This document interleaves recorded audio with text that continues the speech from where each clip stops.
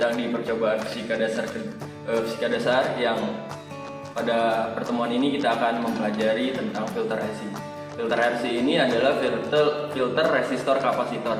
Ini percobaan kedua kita pada fisika dasar. Adapun tujuan pada percobaan kali ini adalah yang pertama untuk mempelajari rangkaian filter RC itu sendiri. Yang kedua adalah menentukan frekuensi yang terbaca pada osiloskop. Dan yang ketiga adalah untuk menentukan perubahan fase yang terjadi pada rangkaian filter RC. Untuk pertemuan kali ini, alat dan bahan yang kita gunakan yang pertama adalah washboard atau papan putih ini. Yang kedua adalah osiloskop. Ketiga adalah sinyal generator. Yang keempat ada kapasitor dan yang kelima ada resistor. Selanjutnya ada kabel-kabel penghubung untuk menghubungkan rangkaian-rangkaian. Selanjutnya kita akan memulai percobaan ini. Sebelum melakukan percobaan, jangan lupa untuk mempersiapkan lembar data yang akan kita gunakan untuk mencatat data-data yang telah kita dapat. Selanjutnya, catat suhu, tekanan, dan kelembaban yang ada pada ruangan pada data percobaan di sini. Nah, selanjutnya kita rangkai alat-alat yang kita gunakan tadi sesuai dengan gambar 1 yang tertera pada modul percobaan. Rangkaian filter RC sendiri terdiri dari rangkaian resistor dan kapasitor, tegangan input dari AC, tegangan PLN, sinyal generator, kemudian kutub positif kita sambungkan ke resistor dan kutub negatif kita sambungkan ke kapasitor. Fungsi osiloskop adalah sebagai alat ukur.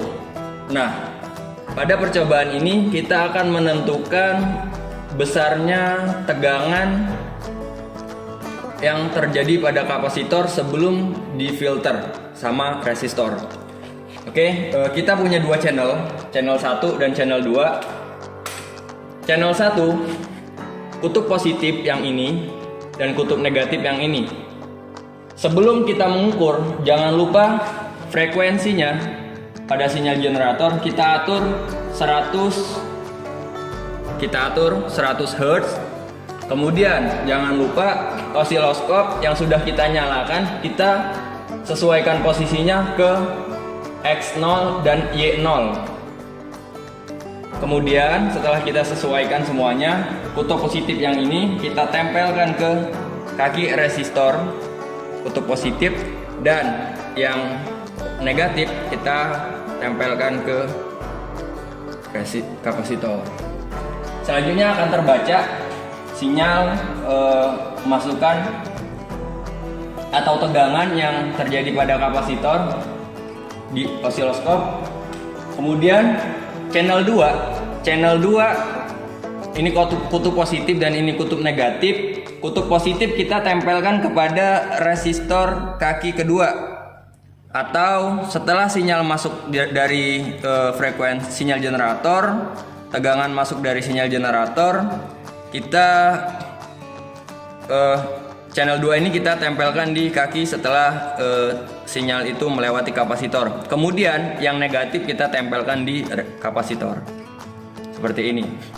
Nah, selanjutnya setelah kita memasangkan channel 1 dan channel 2 ke rangkaian, kita lihat di sini ada channel 1 yang terbaca tegangannya, dan di sini ada channel 2 terbaca tegangannya, dan ini adalah channel 1 dan channel 2. Nah, selanjutnya kita akan menggambarkan sinyal yang terbaca pada osiloskop ini ke milimeter block yang telah kita siapkan. Oh iya, jangan lupa sebelum mengukur ini, jangan lupa tadi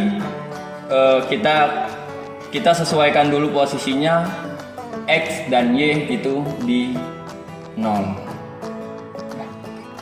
Oke, di depan kita ini ada osiloskop. Jadi fungsi osiloskop itu adalah seperti yang tadi sudah saya jelaskan. Fungsinya adalah untuk untuk mengukur. Nah, di sini kita punya dua gelombang. Yang pertama ini gelombang 1 yang dihasilkan melalui channel 1 ini. Jadi gelombang 1 ini adalah tegangan pada kapasitas tegangan mula sebelum difilter oleh resistor. Nah, ini channel 2, sinyal kedua yang dihasilkan oleh channel 2 ini adalah tegangan yang setelah tegangan kapasitor yang telah telah difilter oleh resistor. Nah, ini bentuk kedua tegangan tersebut. Nah, yang ingin kita analisis, yang ingin kita catat adalah yang pertama, ini tegangan input. Jadi tegangan input adalah tegangan ketika si tegangan itu belum difilter oleh resistor.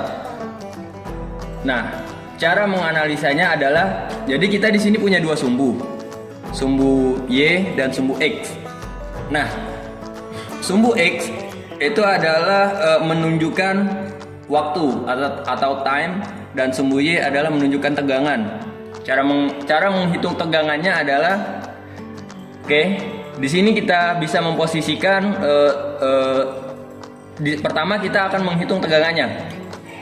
Tegangan pada channel 1 ini, ingat ini channel 1, berarti di sini kita melihatnya di sini ada tegangan yang terlihat adalah 1 volt per div. Volt per div itu kan kotak ya. Nah, berarti menunjukkan bahwa satu kotak pada osiloskop ini mewakili 1 volt. Nah, di dalam satu kotak itu terdiri dari 5 garis. Berarti satu garis adalah 1 dibagi 5 garis. Satu kotak itu ada 1 volt, dan satu garis itu sama dengan 1 dibagi 5. 1 dibagi 5 itu sama dengan 0,2. Kita lihat di sini tegangan yang terbaca adalah dari bawah ke atas itu terdiri dari 9 garis. Jadi karena setiap satu garis itu adalah 0,2 dan yang terbaca adalah 9 garis, artinya tegangannya adalah 0,2 dikali 9 sama dengan 1,8 volt. Jadi tegangan yang terbaca atau tegangan input yang terbaca adalah 1,8 volt. Seperti itu. Itu untuk tegangan input. Untuk time-nya di sini kita punya 0,2 milisecond. Ingat di sini milisecond. 0,2 milisecond time per div. Sama seperti tegangan, cara membacanya yakni satu kotak itu mewakili 0,2 milisecond per div.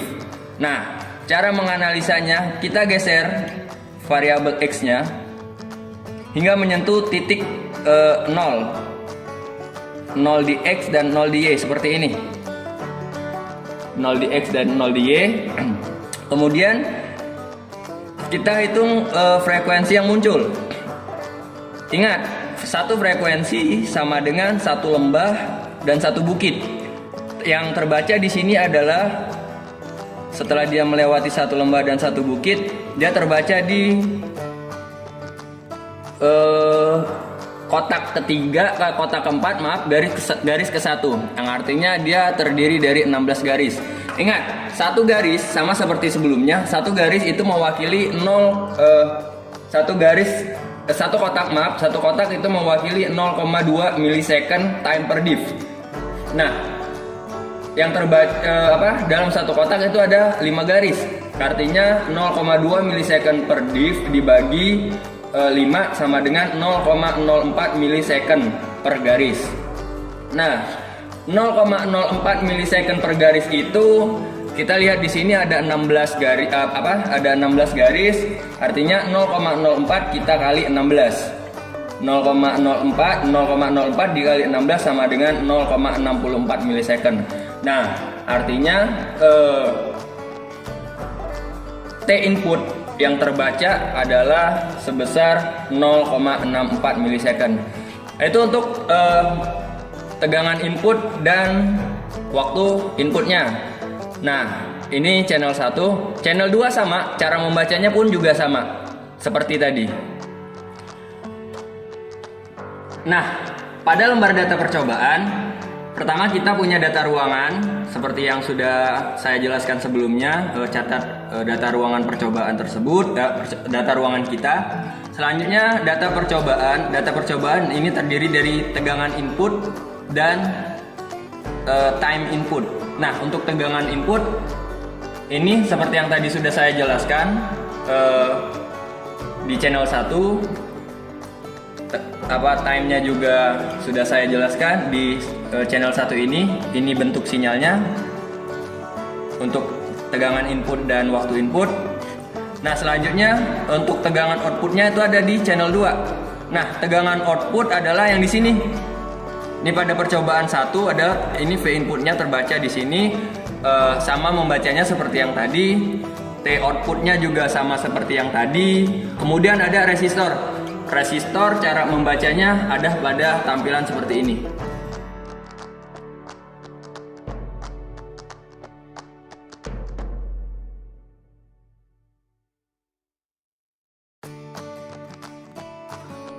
Kemudian beda fasa.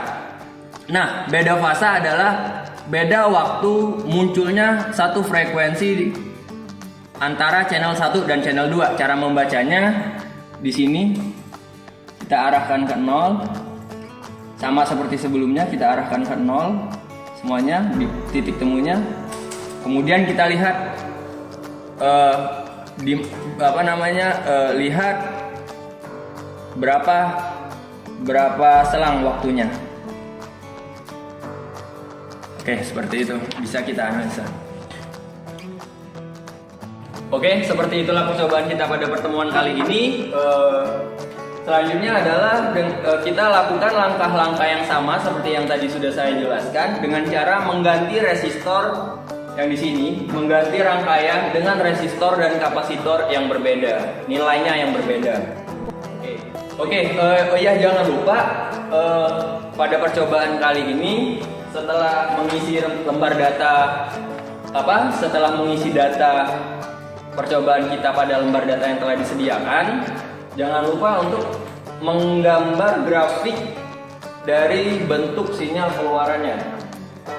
Kita ada 4 gambar. Yang pertama adalah pada percobaan pertama, pada masing-masing percobaan kita punya 2 gambar. Gambar itu adalah gambar sinyal sinusoidal dan kedua sinyal kotak seperti ini.